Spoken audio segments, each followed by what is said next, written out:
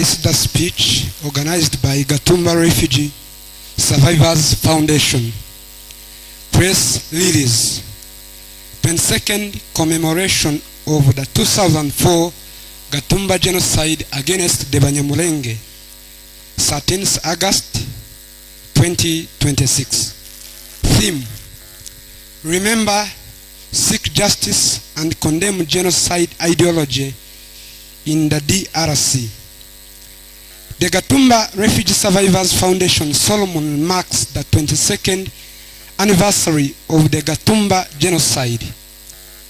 On the night of 13th August 2004, 166 Banyamulenge refugees were brutally killed and 108 others injured in the UNHCR transit camp in Gatumba, Burundi. The victims, predominantly women and children, had fled targeted violence and persecution in South Kivu in search of protection under international law. Instead, they were massacred in one of the most thoroughly documented genocidal attacks in the region's recent history. A joint investigation by MONUC, UNAB, and OHCHR concluded that the attack was unequivocally directed against members of the Banyamulenge community and was motivated by ethnic hatred and political calculation. Credible reports, including those by Human Rights Watch, identified the perpetrators and the Palpehutu, FNL, the FDLR, elements of the FRDC, and Mai militants. Leaders of the Palpehutu, FNL, openly claimed responsibility, confirming the genocidal intent.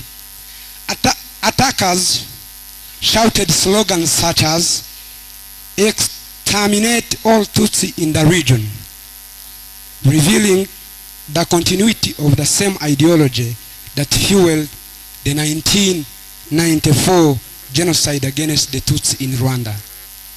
The genocide did not occur in isolation.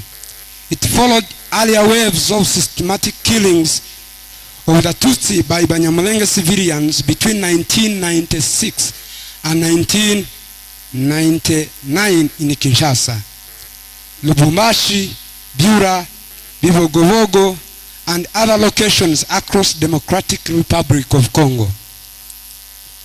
These campaigns of persecution, hunting, and murder, based solely on ethnic identity, form part of the long-standing pattern of violence driven by entrenched anti-Tutsi ideology that continues to threaten the survivors of the Banyamulenge communities.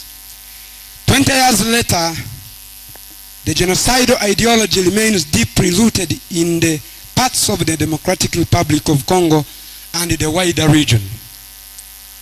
In the higher plateaus of Fizi, Mwenga, and Uvira, Banyamulenge continue to endure systematic violence, killings, and destruction of villages, infrastructure, massive cattle looting, widespread of displacement, and largely undocumented sexual violence.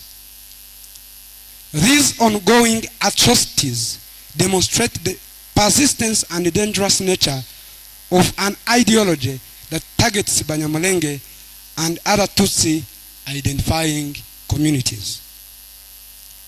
The foundation expresses deep concern over the Burundian government's continued refusal to permit survivors of the Gatumba Genocide, together with their families and friends living in Burundi, to commemorate their relatives.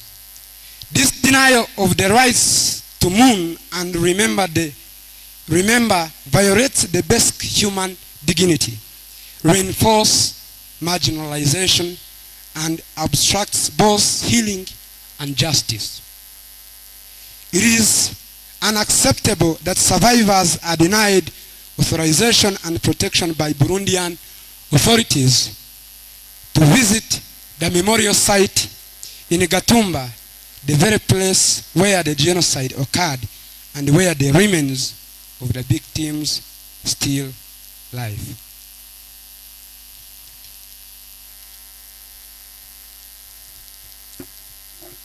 Despite strong condemnation of African Union, the European Union and the United Nations, no trial has ever been held in Gatumba Genocide. The perpetrators are known, yet impunity persists. Successive governments in Kinshasa and Bujumbura have failed to prioritize accountability despite their normal and political responsibilities. Justice delayed is justice denied. The Gatumba Refugee Survival Foundation therefore issues the following demands. The first demand: the international community must honor its obligations to deliver justice for the victims of the Gatumba Genocide. The second demand was the United Nations must employ all available mechanisms to bring Agathon Rasa, Pastor Habimana, and their accomplices to justice. Their third demand was the United Nations, the European Union, the African Union, and the regional organization must firmly condemn the Burundian and Congolese government for enabling genocidal ideology and must demand protection and rehabilitation for the victims. The fourth demand was the government of Democratic Republic of Congo must immediately end targeted attacks against the Banyamulenge and restore security to ensure that displaced persons and refugees can return home safely with dignity. 22 years later, after Gatumba, the Banyamulenge community continues to face existential threats. The Gatumba Refugee Survival Foundation reaffirms its unwavering commitment to truth, justice, and protection of all Tutsi communities in the region. Thank you for listening.